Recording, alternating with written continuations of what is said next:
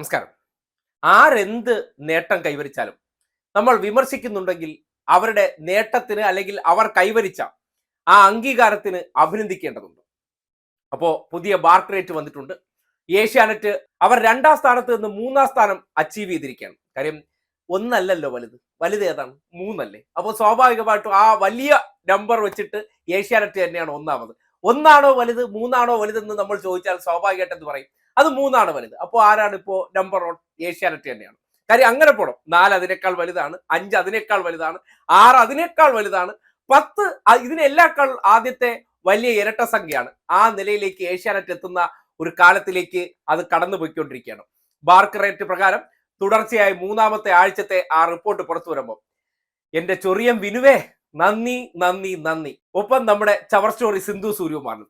POCSO net ഇപ്പൊ നമ്മൾ Hema committee report ചർച്ച ചെയ്തുകൊണ്ടിരിക്കുകയാണ്. അതിനകത്ത് പോക്സോ കേസുള്ള പ്രതികളെ കുറിച്ചൊക്കെ നമ്മൾ ചർച്ച ചെയ്യുമ്പോൾ പോക്സോ കേസിലെ പ്രതികളും ഒപ്പം ചില ചൊറിയന്മാരെല്ലാം ജോലി ചെയ്യുന്ന ഈ സ്ഥാപനം അത് ഇന്നത്തെ നിലയിൽ തന്നെ ഒന്ന് തുടരണം. നിങ്ങളോടൊരു വല്ലാത്ത വിനീത അഭ്യർത്ഥനയുണ്ട്. കാര്യം പ്രത്യേകിച്ച് ചൊറിയൻ വിനുവിനോടാണ്. വിനു വി ജോൺ എന്ന് പറഞ്ഞാൽ നിങ്ങൾ വളരെ പ്രഗത്ഭനായ ഒരു മാധ്യമ പ്രവർത്തകനാണ്. ഇപ്പോൾ നിങ്ങൾ ചെയ്തുകൊണ്ടിരിക്കുന്ന പ്രവർത്തനം എന്ന് പറഞ്ഞാൽ ഏഷ്യാനെറ്റിനെ വമ്പൻ കുതിപ്പിലേക്കാണ് നടത്തിക്കൊണ്ടിരിക്കുന്നത്. ആ പ്രവർത്തനം നിങ്ങൾ ദയവ് ചെയ്ത് വിട്ടുകളയല്ലേ. പ്രത്യേകിച്ച് നിങ്ങളെ കൂടെ ഇരിക്കുന്ന കുറച്ച് ഭജന സംഘം ഉണ്ടല്ലോ. ഏത് ആ ശ്രീജിത്ത് പണിക്കരും ശങ്കരം വക്കീലും ജോസഫ് സി മാത്യു, പിന്നെ എന്തൊരു കുട്ടപ്പൻ ഉണ്ടല്ലോ. എന്തൊരു കുട്ടപ്പൻ, പല പേരുകളിൽ നിരീക്ഷകൻ, മാധ്യമ പ്രവർത്തകൻ, അഭിഭാഷകൻ, വിദഗ്ധൻ, ഇങ്ങനെയൊക്കെയുള്ള പേരിൽ കുറച്ചു പേരെ ഇരുത്തിക്കൊണ്ട് വൈകുന്നേരം ഇടതുപക്ഷത്തെ തെറിവിളിപ്പിക്കുന്ന പരിപാടി ഉണ്ടല്ലോ. ദയവ് ചെയ്ത് നിർത്തരുത്. കാര്യം ഈ നാട്ടിലുള്ളവരുടെ ഒരു വിശാലമായിട്ടുള്ള അഭ്യർത്ഥനയാണ്. നിങ്ങളുടെ ആ പ്രവർത്തനം തുടങ്ങിയതിന് ശേഷം ഏഷ്യാനെറ്റ് സ്ഥാപനത്തിന് നല്ല വളർച്ചയുണ്ട്. വിനു വി ജോൺ എന്നൊരു മാധ്യമ പ്രവർത്തകൻ അനുഗ്രഹീതനാണ്. ആ അനുഗ്രഹീതരെ കൊണ്ട് എന്തായാലും ഒരു ഗുണം ഉണ്ടാകാൻ പോകുന്നത് രാജീവ് ചന്ദ്രശേഖരന്റെ മണ്ട മറിയാനുള്ള അവസരം ഉണ്ടാകും. കാര്യം ഈ ചാനലാണല്ലോ അദ്ദേഹത്തിന്റെ ഒരു പിടിവള്ളി, നിലനിൽപ്പ്. അദ്ദേഹത്തിന്റെ രാഷ്ട്രീയമായിട്ടുള്ള പല കാര്യങ്ങളിലും അദ്ദേഹത്തിന് അവസരങ്ങൾ ഉണ്ടാക്കി കൊടുക്കുന്നത്. പണത്തോടൊപ്പം തന്നെ തന്റെ കയ്യിൽ എന്തുണ്ട്? ഒരു വിനു വി ജോണും കുറച്ച് കടിക്കണം അല്ലെങ്കിൽ കുരയ്ക്കണം മാപ്രകളും ഉണ്ട് എന്നുള്ളത് ഒറ്റ കാര്യം കൊണ്ടാണ് അദ്ദേഹം സംഘപരിവാറിനെ പോക്കറ്റിലിട്ടിരിക്കുന്നത്.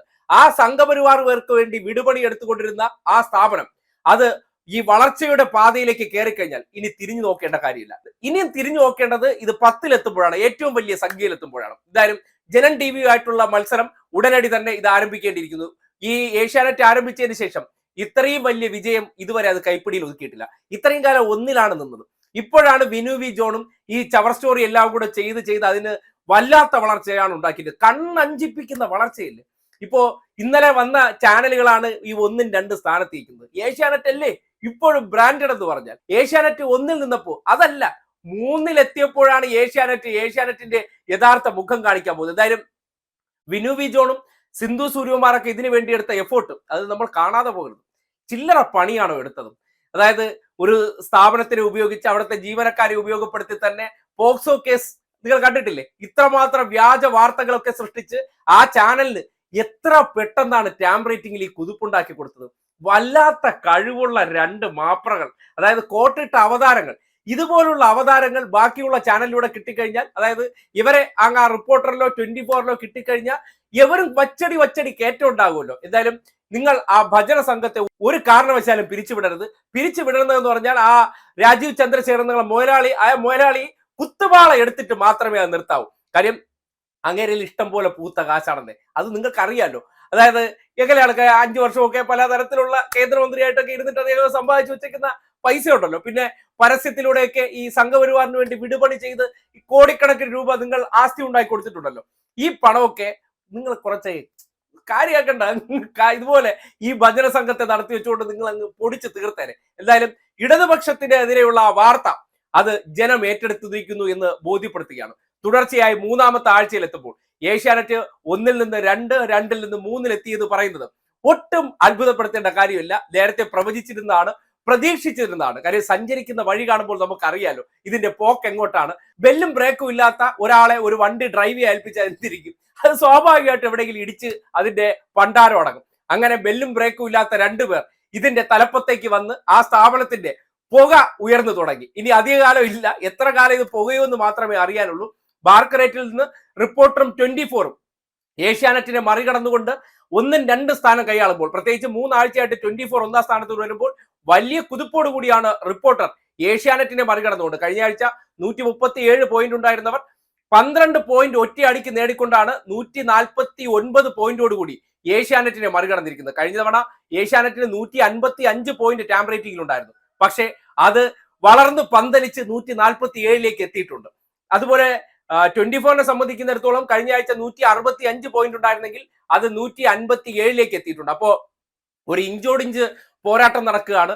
പല പുതിയ ആശയങ്ങളും പുതിയ വാർത്താ അവതരണ ശൈലിയുമായിട്ടൊക്കെ പുതിയ ചാനലുകൾ കളം പിടിച്ചപ്പോൾ ഈ പഴയ അവതാരകരായിട്ടുള്ളവർ, അതായത് എല്ലാ കാലത്തും ഒരേ ബ്രാൻഡഡ് ആണല്ലോ, അതേ അവസ്ഥയിൽ അവർ അവിടെ ഇരുന്ന് ഈ താളം പിടിച്ച് ഏഷ്യാനെറ്റിനെ നമ്മൾ ഇന്ന് കാണുന്ന അവസ്ഥയിലേക്ക് എത്തി അവരെ ആദരിക്കേണ്ടിയിരിക്കുന്നു. മുതലാളി പറ്റുമെങ്കിൽ ഓരോ സ്വർണ്ണ കിരീടം ഇവർക്ക് രണ്ടുപേർക്കും വെച്ചു കൊടുക്കണം. കാര്യം സമൂഹത്തിന്റെ ബ്രാൻഡഡ് ചൊറികളാണല്ലോ, സമൂഹത്തിന്റെ ബ്രാൻഡഡ് ആയിട്ടുള്ള പുച്ഛങ്ങളാണല്ലോ. ഇവർക്കൊക്കെ വിചാരിച്ചു കഴിഞ്ഞാൽ, അല്ലെങ്കിൽ ഇവരുടെ ആ കഴിവ് പ്രകടമായി തുടങ്ങിയതോടുകൂടി സ്ഥാപനം വച്ചടി കയറ്റത്തിലാണ് കേട്ടോ. അപ്പോൾ എന്തായാലും വലിയ പ്രതീക്ഷയിലാണ്. എല്ലാവിധ ആശംസകളും നേരുന്നു.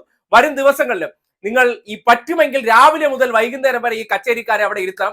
കാര്യം ശങ്കരൻ വക്കീലിനൊന്നും വേറെ ജോലിയും കൂലിയില്ല, അല്ലെങ്കിൽ ശ്രീത് പണിക്കർക്ക് എന്ന് പറഞ്ഞാൽ വേറെ നമ്മുടെ അറിയാലോ ഈ സവർണ സംഘികൾ എവിടെ വലിയ സംഘികളെ തെരഞ്ഞു പിടിച്ചു പോയി. ഇന്നലകളിൽ കണ്ടിട്ടില്ലേ ജുബ്ബയും ഇതൊക്കെ ഇട്ട് നടന്ന ഒരു വ്യക്തി പെട്ടെന്ന് അദ്ദേഹത്തിന്റെ മാറ്റങ്ങൾ നിങ്ങൾ കണ്ടില്ലേ?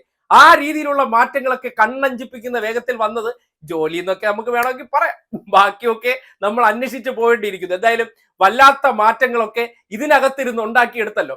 അതിനുവേണ്ടി സഹായിച്ചത് ഇതിന്റെ മുതലാളിയാണല്ലോ. മുതലാളിയെ തെരഞ്ഞെടുപ്പ് കാലഘട്ടത്തിൽ ഏഷ്യൻ പെയിന്റുമായിട്ടൊക്കെ നടന്ന നിരീക്ഷകന്മാരും അല്ലെങ്കിൽ ചില കുട്ടപ്പൻ മാധ്യമ പ്രവർത്തകരൊക്കെ വിചാരിച്ചാൽ ഈ നാട് ആ പറയുന്ന എല്ലാം വിശ്വസിക്കുമെന്ന് കരുതുന്ന ആ ടീംസ് ഉണ്ടല്ലോ, ആ ടീംസ് എന്തായാലും നമ്മുടെ മുതലാളിയുടെ പെട്ടിയിൽ ആണി അടിക്കും എന്നുള്ള കാര്യം ഉറപ്പായിട്ടുണ്ട്. അത് കാണാൻ വേണ്ടിയാണ് ഈ കേരളം കാത്തിരിക്കുന്നത്. എന്തായാലും ഇടതുവിരോധം കൊണ്ട് കത്തിക്കയറി നിന്ന ടീംസ് ഇപ്പോ പടവലങ്ങ പോലെ വളർന്ന് പടർന്ന് പന്തലിച്ചതിൽ, അത് കാണാൻ കഴിഞ്ഞതിൽ അതിയായ സന്തോഷമുണ്ട്. അതിനുവേണ്ടി കളമൊരുക്കിയ രണ്ട് ചൊറികൾക്കും ഹൃദയംഗമമായ നന്ദി.